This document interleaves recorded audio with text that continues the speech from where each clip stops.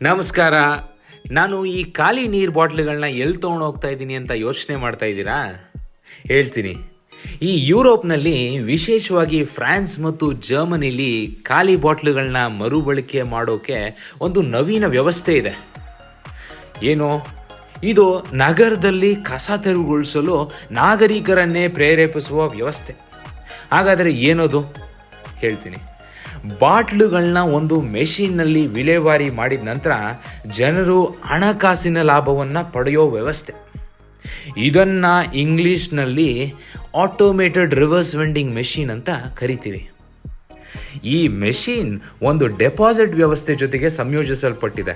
ಅಂದರೆ ಒಂದು ಬಾಟ್ಲಿ ವಿಲೇವಾರಿ ಮಾಡಿದ್ರೆ ನಿಮಗೆ 25 ಸೆಂಟ್ ಸಿಗುತ್ತೆ. ಅದ್ಭುತ ಕಲ್ಪನೆ ಅಲ್ವಾ? ಹಾಗೆ ನಾನು ತಿಳ್ಕೊಂಡಿದ್ದೇನೆಂದರೆ 1980ರ ದಶಕದಿಂದಲೂ ರಿವರ್ಸ್ ವೆಂಡಿಂಗ್ ಮೆಷಿನ್ಗಳು ಬಳಕೆಯಲ್ಲಿವೆ. ಮತ್ತು ಈ ಡೆಪಾಸಿಟ್ ಠೇವಣಿ ವ್ಯವಸ್ಥೆಯನ್ನು 2003ರಲ್ಲಿ ಪರಿಚಯ ಮಾಡಿರೋದು. ಈ ವ್ಯವಸ್ಥೆ ನಂಗೆ ಬಹಳ ಇಷ್ಟ ಆಯಿತು.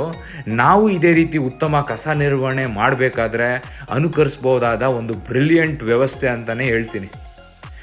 ನಾನು ಕೊನೆಗೆ 9 ಖಾಲಿ ಪ್ಲಾಸ್ಟಿಕ್ ಬಾಟ್ಲ್ಗಳನ್ನ ವಿಲೇವಾರಿ ಮಾಡಿ ಒಟ್ಟು €2.25 ಗಳಿಸ್ದೆ. ನನಗಂತೂ ಇದೊಂದು ಮರೆಯಲಾರದ ಅನುಭವ. ನಾಗರಿಕನಾಗಿ ನನ್ನ ಜವಾಬ್ದಾರಿಯನ್ನೂ ಪೂರೈಸಿದೆ ಮತ್ತು ನನ್ನ ಜೇಬುಗಳನ್ನು ತುಂಬಿಕೊಂಡೆ. ಬರೀ €2 ಅಂದ್ಕೊಂಬೇಡಿ, ಅದರಲ್ಲಿ ಕೆಲವರಿಗೆ ಒಂದೊತ್ತು ಊಟ ಸಿಗುತ್ತೆ. ನಮ್ಮ ನಾಡಿನಲ್ಲೂ ಇದೇ ರೀತಿ ವ್ಯವಸ್ಥೆ ಜಾರಿಗೆ ಬರಬೇಕು ಅನ್ನೋದೊಂದು ಕನಸಿದೆ. ನೋಡೋಣ.